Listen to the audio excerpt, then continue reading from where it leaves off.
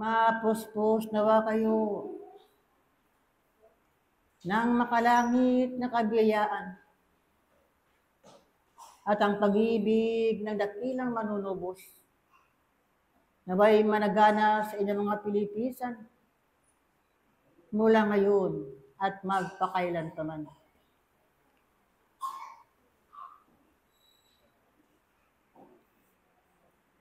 Magala kayo, o aking may iniibig na mga kapatid. Ito ang laging banggit ng kabatlayaan sa mga mag-aaral sa loob ng paturuan ng diwa. Mga dala kayo, kung dumadating man sa inyo ang kapighatian, kung dumating sa inyo ang hilahil sa buhay na yan. Sapagkat pinanais ng kaitaasan ng bawat mag-aaral sa loob ng paturuan ng diway, naroon ang kalusugan ng Espiritu. Hindi pala daing sarap ng dakilang Ama, bagkos o aking may niibig na mga kapatid. Isang mananampalatayang hindi na nga nauuhaw at hindi na nga nagugutom sa salita ng dakilang Panginoon. Ito ngayon ang hinahanap ng kabatlayaan sa bawat isa sa inyo, aking may iniibig na mga kapatid. Sapagkat malao na kayong mga nag-aaral sa loob ng paturuan ng diwa. Lalo kahit higit na mga nauna na at katurang ito, kayo ang kakitaan ng magandang ehemplo ng mga tagasunod sa inyo. Aking mga iniibig na mga kapatid. Masdan ninyo ang mga tupa sa inyong kapaligiran. Masdan ninyo ang mga kapatid sa inyong kapaligiran, aking mga iniibig na mga kapatid, kung saan naroroon ang pananaghoy ng isang laman. Kung saan naroroon ang pagtangis ng kanilang mga mata, kung kaya nga't o aking mga iniibig na mga kapatid. Ang biyaya na pinagkaloob sa inyong mga palad ay gampanan ninyo at gampanan ninyo o aking mga iniibig na mga kapatid. Huwag niyo ipagdamot ang anumang biyaya na nasa sa inyong mga palad. At ito nga ang tinatawag na panalangin. Manalangin kayo na mayroong taimtim na nanggagaling sa malinis na puso, na nanggagaling sa dalisay na puso, aking mga iniibig ng mga kapatid, sapagkat yan ang kailangan ng inyong kapwa, yan ang kailangan ng inyong kapaligiran. O aking mga iniibig na mga kapatid. Magpuri ka at magpasalamat lagi na sa dakilang Panginoon, sapagkat nasa sa inyo pa ang sikat ng araw sa paminurin sa inyong mga buhay.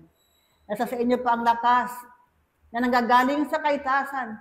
Nasa sa inyo pa ang kasipagan o aking mga iniibig mga kapatid, na hanggang sa ngayon tumutupad kayo ng mga tungkulin sa loob ng paturuan ng diwa. Hanggang sa ngayon niyayakap ninyo ang katuroang espiritismo. O aking mga iniibig na mga kapatid. Sa taong ito, kung saan nagpipingkian ang dilim at ang liwanag, kung saan nagpipingkian ang talino ng mga tao sa laman o aking mga iniibig ng mga kapatid, manatili kayo sa kapayapaan at manatili kayo sa panalangin lagi na o aking mga iniibig na mga kapatid. Mga buhay na saksi kayo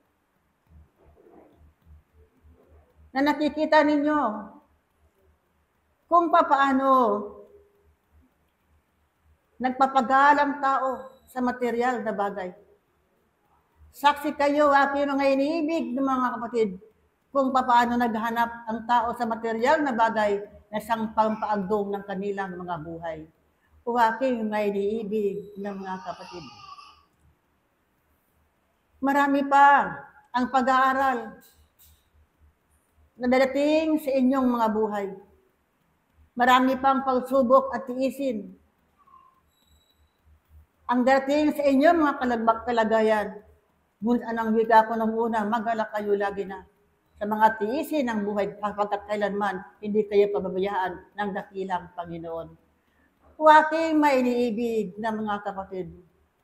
Maraming unang tao na inyong nababasa sa Santong Kasulatan na nagtataglay ng matatag, malakas, na pananampalataya sa harapan ng dakilang Panginoon. Dumating man ang unos sa kanilang buhay, ay naroon pa rin silang hindi humihiwalay sa dakilang Ama. Hindi sila humihiwalay sa tunay na puno ng ubas na walang iba kundi ang dakilang Panginoon. Ganyan din ang gagawin ng aking mga iniibig na mga kapatid. Walang tiisin ng buhay ang magpapahiwalay sa inyo sa dakilang Panginoon. Walang pagsubok, walang tiisin, walang kahirapan ang magpapahiwalay sa inyo sa dakilang Panginoon. Bagkos, higpitan pa ninyo ang inyong pagkakapit sa tunay na puno ng ubas na walang iba kundi ang dakilang Panginoon. Yan lagi ang binibitiwan sa inyo ng kaitaasan. Ano pa? Ang hahanapin yung salita na bibitiwan ng mga tagapagturo sa bawat isa sa inyo. Kung hindi, patatagin ninyo ang inyong pananampalataya.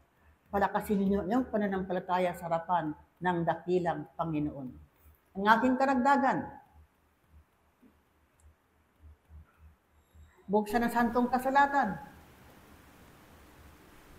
Ang sulat ni Apostol Pablo sa mga taga-Pilipos 4, 8 hanggang 9. Pagibasa.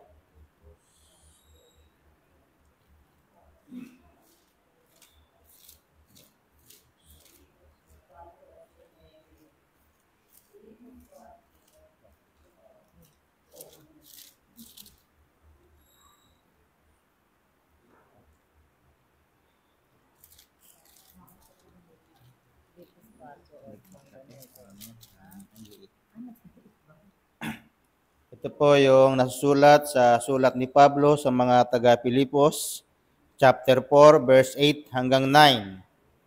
Sabi dito, katapos-tapusan nga, mga kapatid, anumang bagay na katotohanan, anumang bagay na kagalang-galang, anumang bagay na matuwid, anumang bagay na malinis, anumang bagay na kaibig-ibig, anumang bagay na mabuting ulat, kung may anumang kagalingan, at kung may anumang kapurihan, ay isipin ninyo ang mga bagay na ito.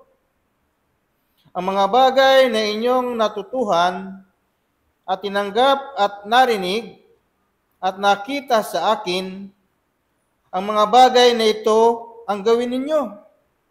At ang Diyos ng kapayapaan ay nasa inyo. Punto po. Unawain ang aking mga iniibig na mga kapatid. Sapagkat naging magandang ehemplo ang isang Apostol Pablo na bawat tularan ng mga manampalataya sa loob ng paturuan ng diwa. Kung kaya nga, o aking mga iniibig na mga kapatid, maging ehemplo kayo ng mabubuting gawa.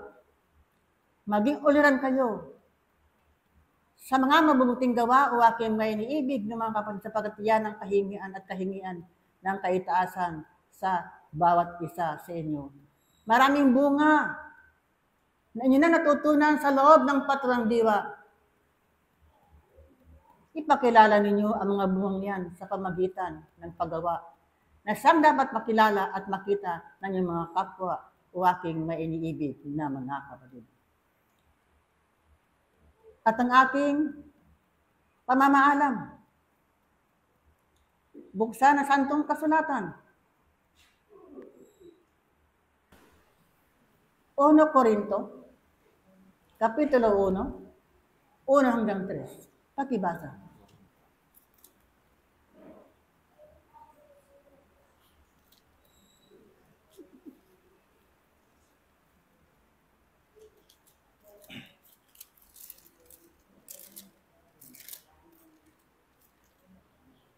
Ito po yung nasulat sa unang sulat ni Pablo sa mga taga-Korinto, chapter 1, verse 1 hanggang 3. Sabi dito, si Pablo na tinawag na maging apostol ni Jesucristo sa pamamagitan ng kalooban ng Diyos at si Sostenes na ating kapatid.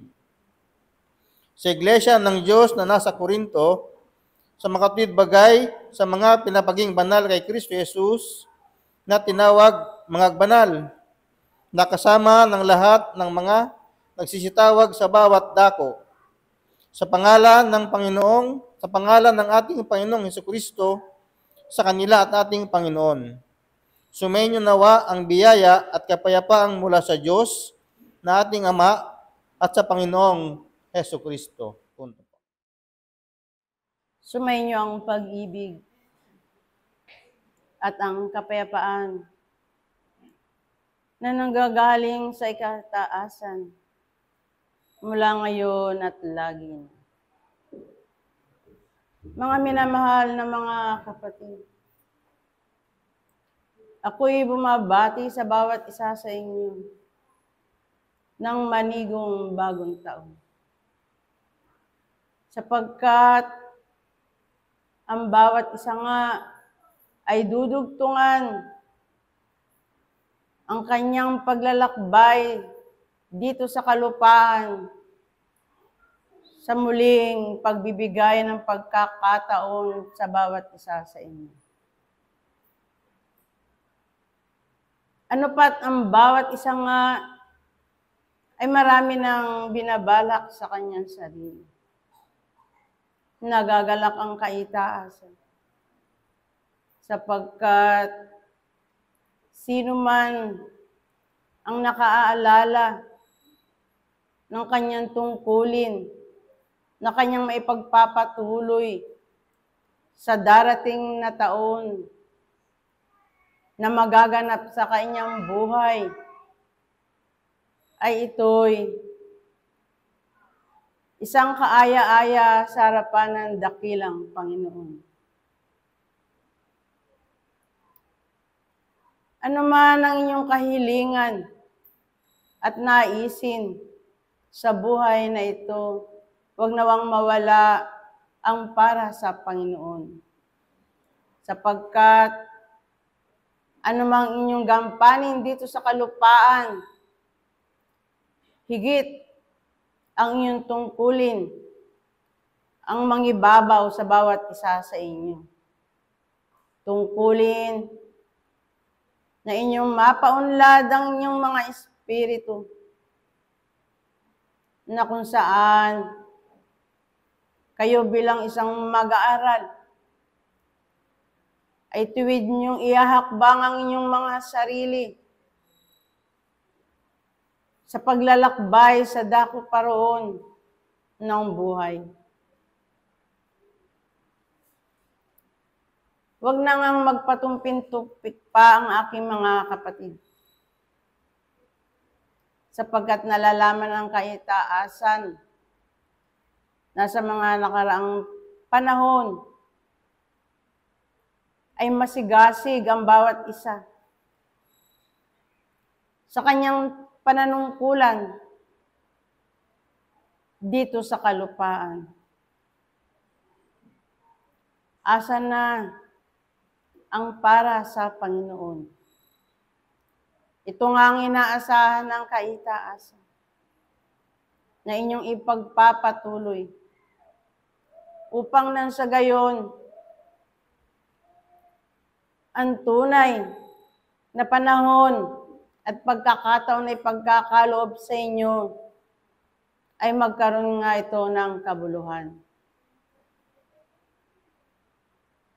Ang bawat isa na nagnanais na makapagpatuloy sa kanyang tungkulin, ang kaitaasan nga ay hindi nag-aalangan sa inyong magbigay ng mga paalaala at gabay upang nang sa gayon sa inyong paglalakbay dito sa kalupaan ay kayo nga ay magsipagtagumpay na makagampan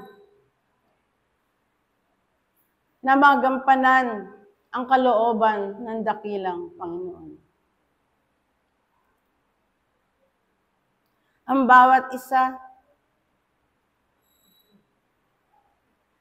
na hindi nagkakaroon ng pag-aalinlangan sa paggawa ayon sa harapan ng dakilang Panginoon. Kayo nga ay isang mag-aaral na inaasahan na maging kamanggagawa ng kaitaasan. Huwag mag-alinlangan ng aking mga kapatid. Sapagkat sa panahong kayo'y naglalakbay, ang lahat ng inyong masagupa na mga aralin, ang kaitaasan, ang siyang susubaybay at gabay sa bawat isa upang nang sa gayon, inyong maunawaan ang mga pag-aaral na lagi nang inihahain sa inyong harapan. Lakasan din naman ninyo ang inyong mga pananampalataya. Sapagkat dito, anuman dumating sa inyong buhay, at kayo'y tunay na nananampalataya sa dakilang Panginoon, hindi kayo magkakaroon ng pagdadalawang isip sapagkat nalalaman ng bawat mag-aaral na sa mga nakaraang panahon ng kanyang buhay, natutunan niya ang lumakad ng ayon sa dakilang Panginoon. Kung kaya nga, ang mga pag-aaral na sa inyong inihahain, nalalaman ng kaitaasan, na kayo'y susuguan pa at inaasahan ang inyong matatag na pananampalataya sapagkat hindi lamang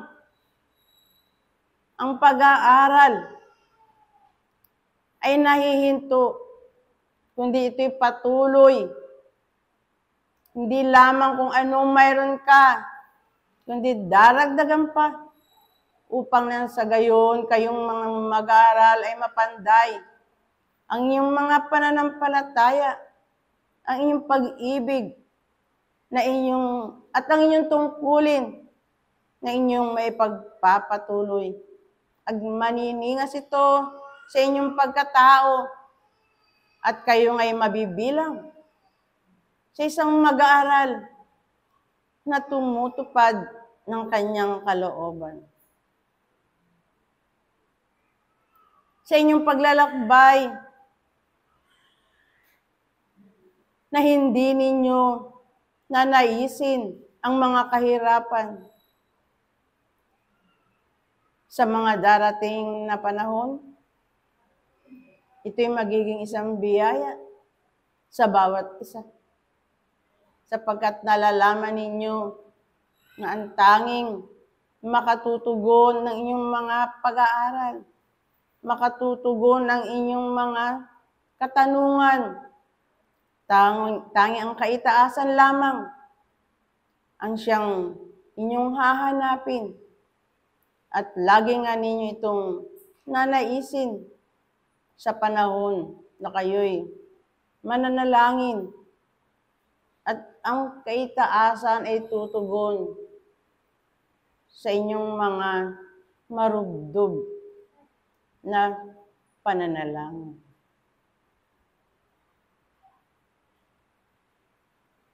Ito'y isa lamang paalaala sa bawat isa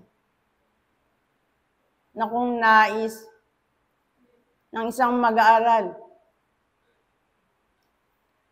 na inyong ang may pagpatuloy ang lahat ng bagay dito sa kalupaan, hindi kayo magkakaroon ng isa pang pag-aaral na kung saan tanging hahanapin sa bawat isa ay ang pag-aaral na naaayon sa harapan ng dakilang Panginoon. Ito rin naman ang naisin ng bawat mag-aaral. Subalit, sa panahon na kayo'y laging nagkakaroon ng mga pagdadalawang isip, ang pag-aaral na laging inihahain sa bawat isa sa inyo ay inyong ang bulay-bulayin upang nang sa gayon inyong mapili ang nararapat sa harapan ng dakilang Panginoon. Magpatuloy ang bawat isa. Hindi natatapos ang isang aralin sa panahong maiksi lamang. Kung kaya nga't sa panahon kayo mayroon na naisin ng aking mga minamahal na mga kapatid na dagdagan pa upang nang sa gayon kayo at ang inyong lukbutan ay magkaroon ng isa pang pag-aaral, lalo tigit ang para sa Panginoon. Hayaan nga ninyong ang mga aralin na yan ay dumuon sa bawat isa sa inyo. Naway maging matalino ang aking mga kapatid sa pagpili ng mga aralin na nakahain sa kanilang harapan. Buksan ang iyong isipan, ang iyong damdamin, at ang inyong kalooban upang nang sa gayon kayo ay hindi na muling magkamali sa pagpili ng tunay na gampanin sa panahon kayo'y naglalakbay dito sa kalupaan. Muling ipinagkakaloob sa lahat at bawat isa ang kapayapaan at ang pag-ibig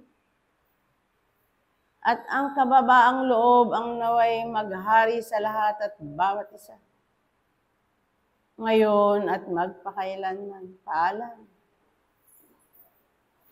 Ang sa inyo'y nagbigay sa mga kaorasang ito. Apostol Juan, paalam. Pag-ibig, kapayapaan, at ang banal na kaluwalhatian ng dakilang Panginoong Hesus. Ang siyang ipinagkakalob at ibinabahagi ng kaitaasan sa lahat at bawat isa ngayon at magpakailan paman. Tunay na ang aking mga iniibig na mga kapatid sa mga kaorasan at sandaling ito ay marami ng mga natututunan. Marami ng naiimpok sa kanilang mga sarili upang ipagpatuloy ang mga nasimulan na naaayon sa kalooban ng dakilang Ama. Sapagkat aking mga iniibig na mga kapatid, katotohanan ang aking sasabihin na ang taon na ito ay panahon ng pag-aani. At ito ay magaganap sa aking mga iniibig na mga kapatid dito sa sanglibutan na inyong tinututuan. At ano nga ba ang inyong aanihin? kung walang itinanim. Nagagalak ang kaitaasan sapagkat nakita ng kaitaasan ng bawat isa ay mayroong butil ng liwanag. Mayroong mga aral na naiumpok na naaayon sa harapan ng dambana ng dakilang Panginoon. Mayroong mga natututunan upang sikauunlad ang kanilang mga kaluluwa at espiritu. At nakikita ng kaitaasan kung ano ang nasa inyong mga puso, ang nasa inyong mga kaisipan, damdamin at kalooban. At ito ay naaayon sa kalooban ng dakilang Ama. At sa panahon na ito ay inyong magagamit sa patuloy ninyong paglalakbay dito sa sanglibutan na ito. Na ang bawat isa ay darating sa tinatawag na pag-aaral. Pag-aaral upang bakahin ang kamangmangan. Pag-aaral upang patatagin ang pananampalataya. Pag-aaral upang paunlarin ang inyong mga spiritong taglay-taglay. Sapagkat ang aking mga iniibig na mga kapatid ay darating sa pag-aaral na kung saan ang bawat isa ay magtatagumpay sapagkat naririyan ang mga salita katotohanan na siyang naiimpok ng aking mga iniibig na mga kapatid mula pa ng una hanggang sa panahon ito. At paano ninyo ito may papakita sa inyong kapwa? Paano ninyo ito may ihahayag sa harapan ng dakilang Ama? Sapagkat kung paano ang isang Jesus sa kanyang kapanahunan ay gumalaw ng naaayon sa mga utos ng dakilang Ama. Ay gayon din sana ang aking mga iniibig na mga kapatid. Kumilos kayo, gumalaw kayo na naaayon sa utos ng dakilang Panginoon. Sapagkat katotohanan ang aking sasabihin sa aking mga kapatid. Ang kadakilaan ng isang ako ay naaayon kung papaano kayo sumusunod sa mga utos at halimbawa ng dakilang Panginoon. Kung papaano naging dakilang Panginoong Jesus sa kanyang kapanahunan, ay gayon din kakitaan ng bawat isa na kayo ay sumunod sa kanyang likuran, gumawa ng mabuti at matuwid, panatilihing malinis ang inyong mga kamay, dalisay ang inyong mga puso, upang sa gayon kayo ay magtagumpay at higit sa lahat ang kasiglahan ng inyong mga espiritu ay manatili. Panatilihin ang aking mga iniibig na mga kapatid. Ang kapayapaan, ang pag-ibig, ang pag-asa na sa inyo ay palaging ibinabahagi ng kaitaasan. At papaano ninyo ito makukuha sa pang-araw-araw ninyong buhay. O magpuri at magpasalamat ang aking mga iniibig sapagkat ito ay naisasagawa ng bawat isa. Ang parating pananalangin, ang pagdalo sa mga ganitong banal na gawain, at higit sa lahat, ang paggawa ng naaayon sa mga utos at halimbawa ay nakikita ng kaitaasan sa lahat at bawat isang naririto at patuloy na ginagampanan ng kanilang mga tungkulin. Ipagpatuloy ng bawat isa kung ano man ang inyong nasimulan. At kung dumating man sa bawat isang pag-aaral o pagsubok dito sa sanglibutang ito, ay inyo itong mapagtatagumpayan sapagkat katotohanan ng aking sabihin sa aking mga iniibig na walang pagsubok at pag-aaral na ibibigay sa bawat isa ng hindi nyo kakayanin. Aking mga iniibig na mga kapatid, hindi na kayo bago sa ganitong pag-aaral.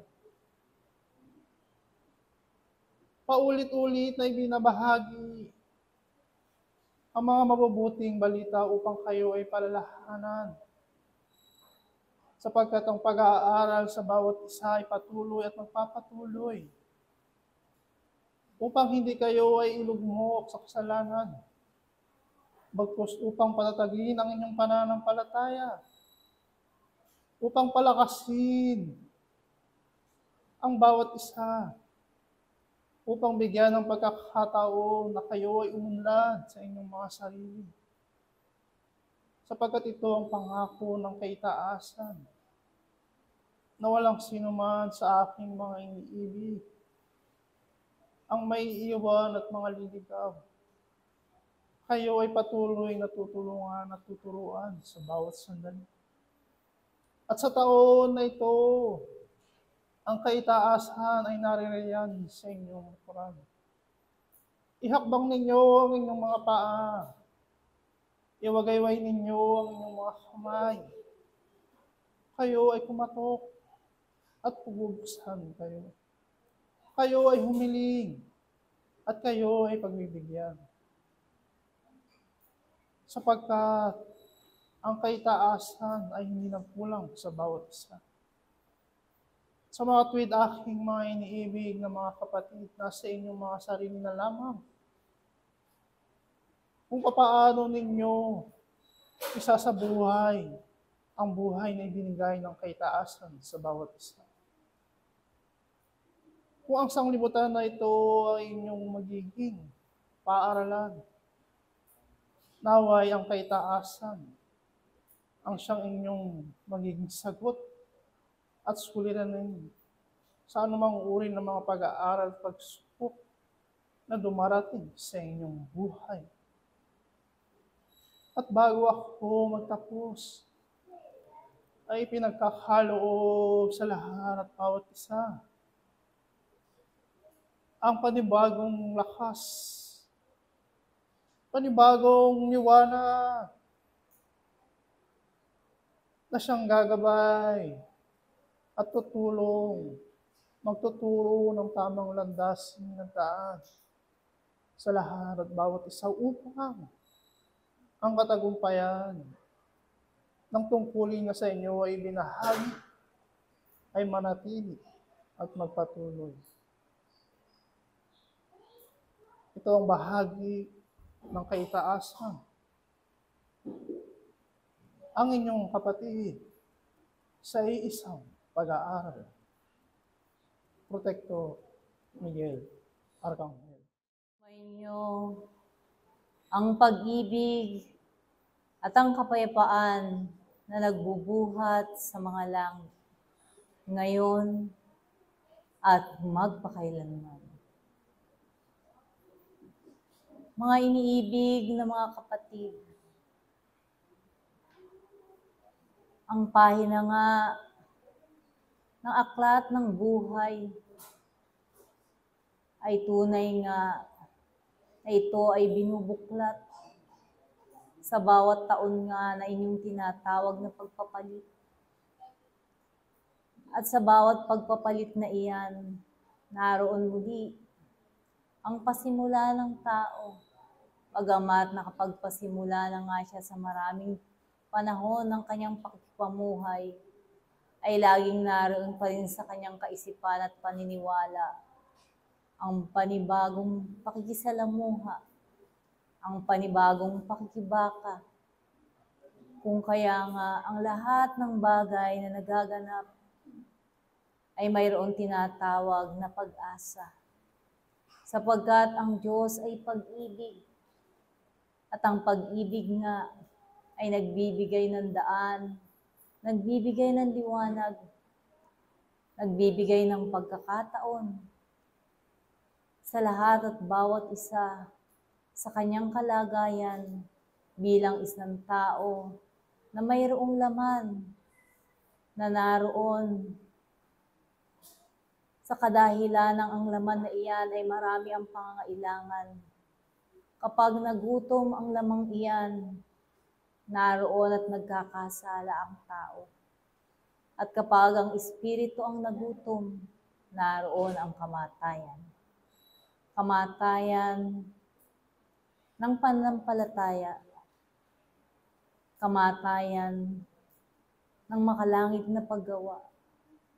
Kung kaya nga, kung paanong nagsisikap kayo upang busukin ang katawang lamang iyan, upang ibigay ang pangangailangan ng katawang lamang iyan, ay mas higit nawa ang paalala ng kaitaasan na busugin ninyo ang inyong mga espiritu sa mga bagay na kabanalan, sa mga aral ng kaitaasan, sapagkat sa panahong ito, tunay nga na mas marami ang magugutom.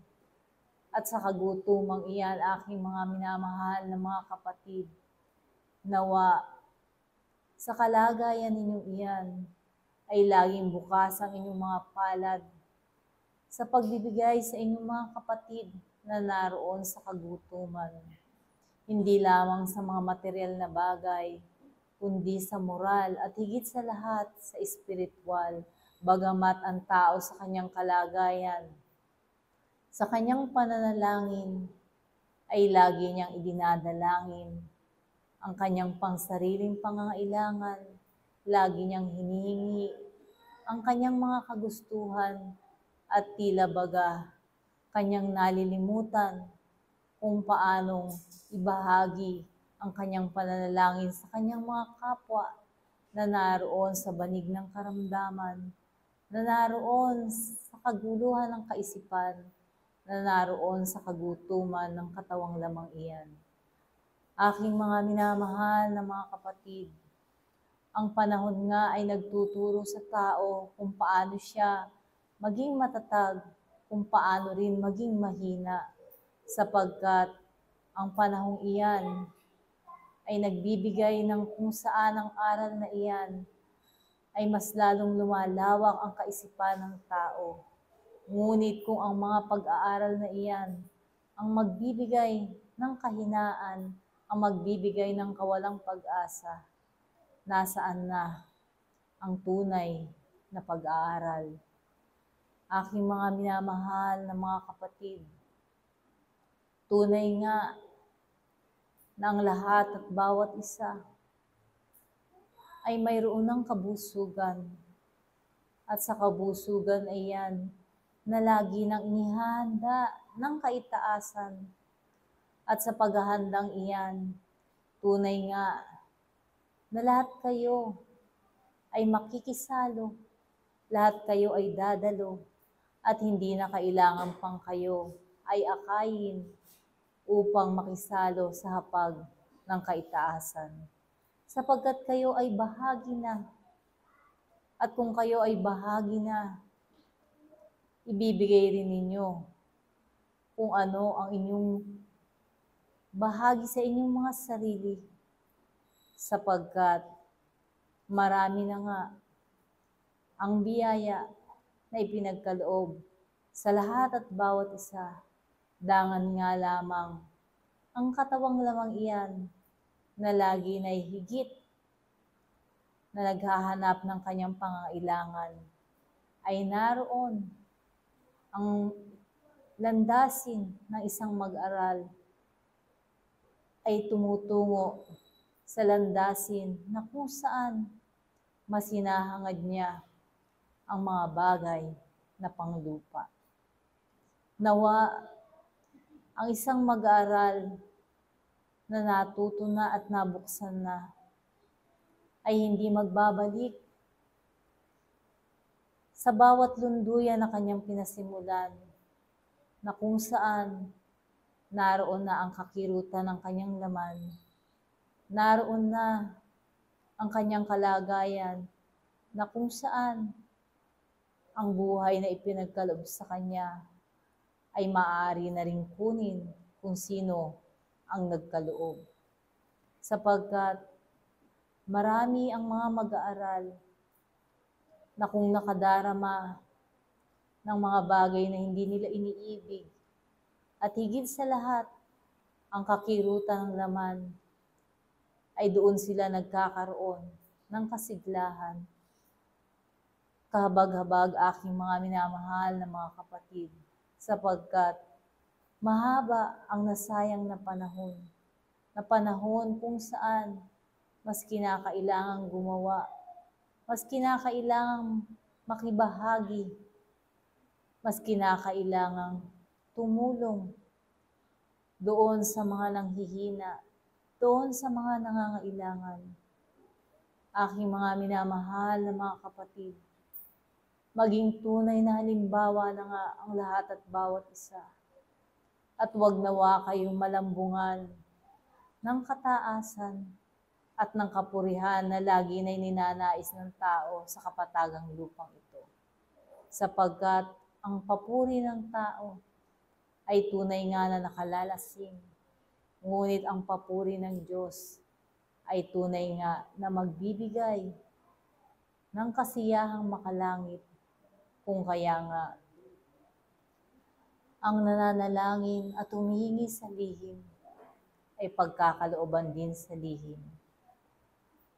At ang humihingi at nananalangin sa kung saan ay nagnanais lamang ng papuri, ito ay mababaliwala, aking mga minamahal na mga kapatid, sapagkat ito ay sa mata lamang ng tao, kaaya-aya, ngunit hubad sa katotohanan. Kung kaya nga, magpakatotoo ang lahat at bawat isa. Isa puso ninyo ang bawat gawain. Isa puso ninyo ang tunay na pagkakawang gawa. At isa puso nyo ang isang pananampalataya na anuman ang maganap sa inyong pagkatao, ito ay hindi mabubuwag. Ito ay hindi magiging halintulad ng isang tahanan na itinayo sa buhanginan na madaling ang maghupo. Kung hindi, ito ay katulad ng isang tahanan na isang matatag na bato niyo itatayo upang kung dumating man ang malakas na bagyo at hangin ay mananatiling nakatindig. Ang tahanan na inyong itinatag, ganon din ang inyong mga pananampalataya, aking mga minamahal na mga kapatid. Sapagkat ang pananampalatayang iyan, ang lagi nang magbibigay sa inyo ng pag-asa, na mayroong liwanag pagkatapos ng kadiliman, na mayroong ginhawa pagkatapos ng kahirapan, na sa pagtitiis na iyan ay mayroong bunga ang lahat ng pagtitiis na iyan.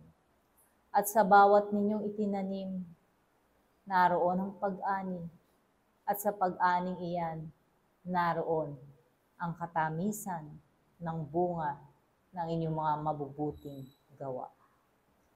Hanggang dito ako, at muli, ang pag-ibig at ang kapayapaan ang aking iniiwan sa lahat at bawat isa, ngayon at magpakailanman.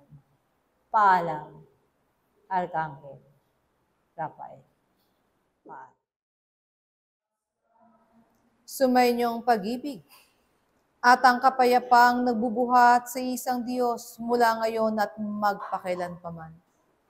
Mga iniibig na mag-aaral sa pangalan ng Panginoon, anong alaala nyo sa maraming bagay na tinatawag na mabuti at mainam? Ito ba yung mga biyaya na patuloy niyong dinadampot at tinatangkilik at inaaring yaman? Lagi na, bawat isa'y patuloy na tuturuan ng mga bagay na mabuti at mainam, sapagkat ito ang sadyang larawan ng Diyos. Ito ang tanging yaman na meron sa kaharian ng langit, ang mga bagay na mabuti, ang mga bagay na maiinam, na kung inyong tatangkilikin at gagawin yung yaman, ito rin ang magdadala sa inyo sa tunay na kapayapaan. Lagi na, ang kapayapaan ay handog at ipinakikilala, sapagkat ito isang bahagi ng pag-ibig na patuloy na itinuturo sa bawat isa. Kaya nga bagamat bawat isa ay nasa paralan ng Panginoon, lagi na magiging bahagi na ng inyong mga pandinig ang mga salitang ito, sapagkat wala naman talagang ibang aral na ninanasa ang kaitaasan na inyong matutunan, kundi ang mga bagay na kaiga-igaya ayon sa Espiritu. Bakit ko sinabing ayon sa Espiritu? Sapagkat tangi ang mga Espiritu lamang ang nakakatanga ng mga bahaging yan. Bagamat nakikita niyong iginagalaw ng isang laman. Kaya nga sa bahagi ng isang ehemplo sa kabuhayan ng isang Apostol Pablo, nakita niyo ang kapintasan niya ayon sa laman. O marahil hindi man lang nasaksihan, narinig niyo at naitala ng kasaysayan. Si Pablo ayon sa laman ay maraming kapintasan. Pero ayon sa paglilingkod sa pangalan ng Panginoon, makikita niyo o maririnig niyo at mababasa niyo, ang lahat ay ayon sa kapurihan. Gaano ito kahalaga, aking mga iniibig, na ang tao ay makabuo ng isang kapurihan sa harapan ng Diyos. Sapagkat mula sa mga bagay na ito, dito dumarating ang pagtitiwala ng Panginoon. At paano kayo makakakuha ng pagtitiwala ng Diyos, aking mga iniibig, kung hindi nyo maihuhubog sa inyong sarili ang lahat ng bagay na tinatawag na mabuti at mainam? Kaya nga, kung ang mabuti at mainam ay lagi nyo naririnig, ano ang magiging basihan niyan sa inyong pag-aaral? Hindi kayo ilalayo sa batas, aking mga iniibig, batas ng pag-ibig. Na ano ang bahagi na ninanasan yung mangyari sa inyong buhay? Narito ang inyong kapwa bilang isang larawan. At higit dito, bawat isa'y tinuturuan na maibalik ang kanyang sarili, na kilalanin na mayroong iisang Diyos na dapat mong ibigin ng buong puso mo at buong kaluluwa. Sa kalagayan ng bawat isa, paano nga ba kayo umiibig sa Diyos ng buong puso ninyo at buong kaluluwa? Paano nyo hinahandog ang bahagi ng inyong mga sarili? Na kung nauunawaan nyo, hinihingi niyang kahandugan ay ang iyong kabuuan. Nangyayari ba ito, aking mga iniibig? Kaya nga, bagamat ang unang utos, ang pinakamahalaga sa lahat, sapagkat ito'y pag-ibig sa Diyos. Patuloy ang taong hinihikayat na ang pag-ibig na yan ay kanyang maisagawa at maisalarawan sa pamamagitan ng tinatawag niyong pakikipagkapwa. Pakikisalamuha sa inyong kapwa, sa inyong kapatid, na binihisan din ng laman. Ngunit bawat isa'y may bahagi ng isang espiritu, at ang espiritu na yan ay mula sa Diyos. Ano ang kabuluhan ng inyong pakikisa sa sanglibutan, aking mga iniibig, kung ang lahat pala ng larawan na inyong natatagpuan ay hindi ayon lagi sa inyong inaasahan?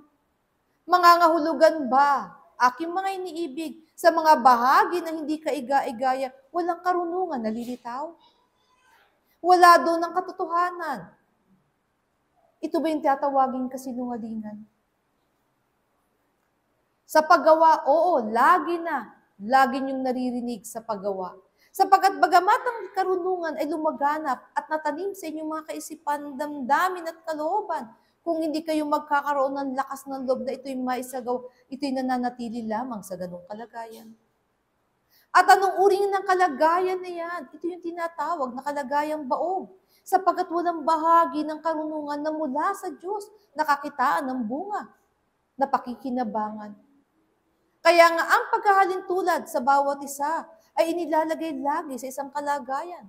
Kayo'y laging dapat nakakabit sa puno ng ubas, sapagkat mula dito, kung kayo lagi nakadugtong sa Panginoon, Anong aasahan sa inyo? Lagi kayong magbibigay ng pinakamainam na bunga. At ano ang bunga na yan, aking mga iniibig na aasahan sa inyo? Ito yung matamis, na kung sino man ang kakain, sila'y masisihan at maalala nila ang Panginoon. Paano nyo nga ba isasagawa ang lahat ng yan? Magagawa lang ng tao ang lahat ng yan, aking mga iniibig, kung nasa puso niya ang lahat ng katotohanan na mula sa Diyos. Sapagkat ito ang nagdudugtong sa Kanya, sa Kanyang Panginoon, na ang katotohanan na Kanyang nakita at natututunan ay ayon sa Espiritu. Nakita niyo ba ang kaugnayan ninyo sa Diyos? Aking mga iniibig, hindi ayon sa laman, ayon sa Espiritu. Kaya nga, ang aral ng Panginoon ay ginawa niya ayon sa Espiritu. Sapagkat marami ng taong naisilang sa sanglibutan, lahat ng kanilang pakikipag-ugnayan ay ayon sa laman. At anong nangyayari kung ayon sa laman? Tinatapos lamang ito ng maiksing kamatayan. At pagkadakay bumabalik at muling nagtitindig ng muling pakikisa sa kanyang kapwa at muling matatapos sapagkat narito, dumarating uli ang kamatayan. Samantalang kung kayo'y magtitindig ng pakikisa ayon sa Espiritu, sino ang makakapaghiwalay pa sa inyo sa Diyos, aking mga iniibig? Sino nga bang nagnanasang humiwalay pa sa Panginoon kung ang kamalayan na ng inyong Espiritu ay gising na? Sa katotohanan ng sasabihin ko sa inyo, kahit ang inyong kaisipan, damdamin at kalooban ay papasa Kanya. Kahit hanggang doon sa paggising ninyo pa lang sa umaga. Ano pat kahit bago kayo matulog at humimlay, tangi ang alaala ng Panginoon ay papa sa inyo at ang alaala nyo sa Kanya ay paparoon. Ito ang hinihintay na maganap sa bawat isa. Ngunit anong nakikita ng tao sa kanyang sarili sa panahon na ito'y kanyang ginagawa? Nagkakaroon nga ba siya ng pagkakataon na makiisang muli sa kanyang Diyos? Nalilinang ba niya ang bahagi ng kanyang espiritu? Kaya nga, gusto niyo nga bang busugin ang inyong mga espiritu? Gusto niyo nga bang tawagin siyang malusog tulad ng inaasahan, isang malusog na pangangatawang laman upang malayo sa karamdaman? Ang espiritu ba na yan ay hindi na nga magkakasakit sapagkat siya'y mula sa Diyos? Sa katotohanan ay hindi, aking mga iniibig. Hindi nagkakaroon ng sakit ang isang espiritu kung yan ang ibig niyong malaman. Pero nagkakaroon siya ng pagkauntol o pagkabagal na tuparin ang kanyang tungkulin sa harapan ng Diyos. Nagiging kadahilanan tuloy upang hindi siya makabalik sa takdang panahon at makapiling na niya ang kanyang Panginoon. Lagi na, ito ang nagpapalungkot sa isang espiritu.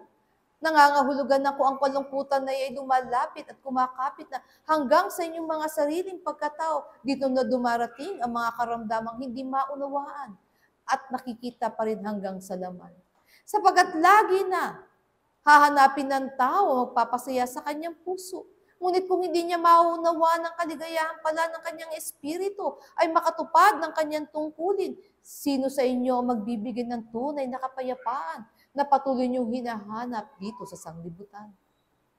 Mga iniibig na mga kapatid, ang dalisay na tubig na nagmumula sa kaitasan ay patuloy niyang inihahandog. Hindi dahil lagi kayong nauuhaw, hindi laging kayo'y nagdudumi sa inyong mga sarili. Sadyang ganong kabuti ang Diyos, aking mga iniibig, lagi siyang naghahandog ng mga bagay na mabuti at mainam.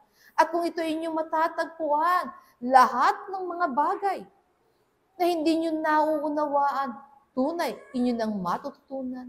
Kaya nga, ano ang may papayo sa bawat isa? Huwag lamang niyong bilangin ang bawat taon na lumilipas. Huwag lang niyong hangarin na laging may pasimula. Hangarin niyong kayo'y makapagpatuloy. Sapagkat sa sino mang mag-aaral na nagpapatuloy at maraming katanungan sa kanyang puso, sa pamamagitan ng kanyang pagpapatuloy, matatagpuan niya ang kasagutan habang siya yumayaon sa daan na yan. At sa sino mang nagnanasa makakita ng katotohanan habang din siya yumayaon sa pag-aaral, ayon sa karunungan ng Diyos, ang karunungan na yan ay mabubuksan, ang pangunawa ay darating sa Kanya, ayon sa kapanahunan.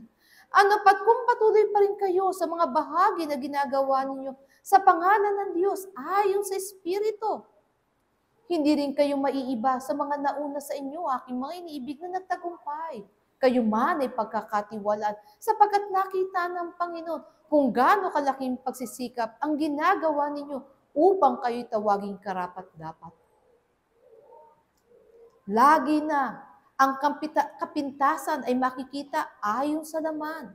Pero hayaan yung kapintasang yan, aking mga iniibig, sapagkat lahat ng yan ay palilipasin ng sanglibutan. Huwag lang kayong mapintasan sa harapan ng Diyos, sapagkat ito ang mga bahagi na inuukit ng panahon at nagiging kadahilan ng kung bakit kayo bumabalik sa paralan. Mga iniibig na mga kapatid, dalisayin ninyo ang inyong sarili. Bigyan nyo ng pagkakataon ng inyong mga pagkatao ay yumakap sa katotohanan. Damahin ninyo ang pag-ibig ng Diyos na hindi lumilipas, ngunit patuloy niyang hinahandog. Higit pa yan sa sikat ng araw, aking mga iniibig, sapagkat lagi na ang liwanag ay nananatili kung bubuksan lamang ninyo ang inyong paningin at kung dadamahin nilang ninyo ang inyong mga espiritu na siyang tangi, bahagi, na kaugnayan ng inyong pagkatao sa harapan ng Diyos at sa iisang Diyos. Mga iniibig na mga kapatid, ito lamang ang bahagi ko sa inyo. Muli, ang aking handog ng pag-ibig at ng kapayapay aking binibigay sa bawat isa mula ngayon at magpakailanpaman pa. Ako ang sa inyo ay naglingkod sa pangalan ng Panginoon, Espiritu Santo ng katotohanan. Paalam.